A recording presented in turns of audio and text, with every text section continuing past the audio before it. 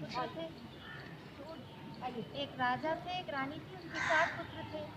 और जो रानी थी वो बहुत संस्कारशील थी और बहुत दान उपदान किया करती थी। तो वो हर आंवला नवमी के दिन सोने का आंवला देती थी। तो जब उनकी पहली बहू आई, बड़े धूमधाम से उन्होंने शादी की और उसके बाद बहू आई तो आंवला नवमी आई तो उन्होंने सबको दरबार लगाया और पूजा की और उसके बाद वो आंवला दान करने लगी। तो बहू ने कहा कि अगर ये ऐसे ही सोने का आंवला दान करेंगी तो पूरा खजाना ही खाली कर देंगी धीरे धीरे।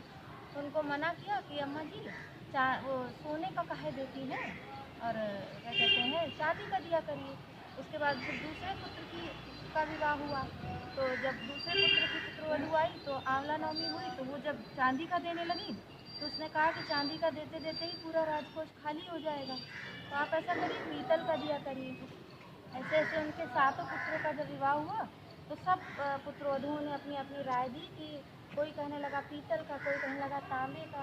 और उसके बाद जो साथी हैं इन्होंने कहा तांबा पीतल भी देने की क्या ज़रूरत है, क्या मिट्टी का नहीं बना के दिया जा सकता, मिट्टी का दान करिए। तो बहुत दुखी हुई और उन्होंने कहा कि ठीक है मिट्टी का ही देंगे। मिट्टी का उन्होंने आंवला दिया।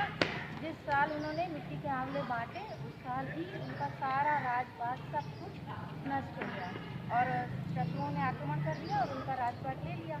और वो दोनों दुखी होकर राजा रानी कहीं और चले गए। उन्होंने मतलब 7 पुत्रों ने अपने माता पिता को घर से बाहर निकाल दिया। वो लोग चले गए, वो लोग दूसरी जगह जाकर वो वहाँ भी ऐसे ही मिट्टी का आंवला बना के आंवला नवमी को दान करती और उसके बाद पूजा पाठ करती। धीरे धीरे जो माता जी थी उनके पास फिर से जो रानी थी उनके पास फिर से वैसे ही राजपाट हो गया। और जो उनकी 7 बहुएं थी वो जिन शत्रुओं ने आक्रमण किया था उनके यहाँ दासियाँ बन के काम करने लगी। तो एक दिन वो क्या कहते हैं उनको कहीं काम नहीं मिला तो वो उसी राज्य में आई जहाँ उनके सास ससुर थे। तो वो उन्होंने कहा भाई कोई काम नहीं है तो उन्होंने कहा चलो ठीक है आज हम देख नहीं रहे पूजा करें सब लोग। तो आज चलो हम आज जो रानी है उनको उनके पीठ में तेल लगाने की क्या कहते हैं उनको ड्यूटी दी गई। तो वो गई और जब अपनी वो उनको तेल लगाने लगी तो उनके पीठ में मसा था। तो जैसे उन्हें याद आई अपनी सास की तो वो रोने लगी। उनके जैसे आंसू गिरा तो उन्होंने पलट के रानी ने पीछे मुड़ के देखा। उन्होंने कहा क्या हुआ तुम क्यों रो रही हो। उन्होंने कहा हमारी सास भी उनके सास के भी पीठ में मसा था और वो हमेशा दान उपदान करती थी, हमारा राज्य सब हरा भरा था। और जब से हम लोग 7 लोग आए तो हमने मना किया कि सोने का आंवला नहीं चांदी का नहीं। वो हम लोगों की बात मानती रही और धीरे धीरे उन्होंने दान देना बंद कर दिया और हमारा सारा राज नष्ट हो गया। और आज ये हाल है कि हम उनके जो पौत्र हैं वो भूखे मरे और हम लोग दासियों का काम करते हैं। तो उनको बहुत मतलब वो हुआ और वो भी रोने लगी और उन्होंने कहा कि बेटा हम ही वो रानी है तुम्होंने नहीं पहचान पाई।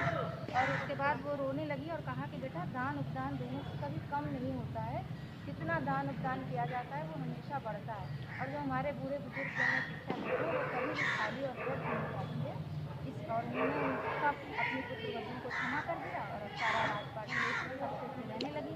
जैसे भगवान ने उनके दिन बहोरे वैसे सबके दिन। तो वो कहानी सुनाने वाली थी। ये पंडितों के दिन ज्यादा होती है ना।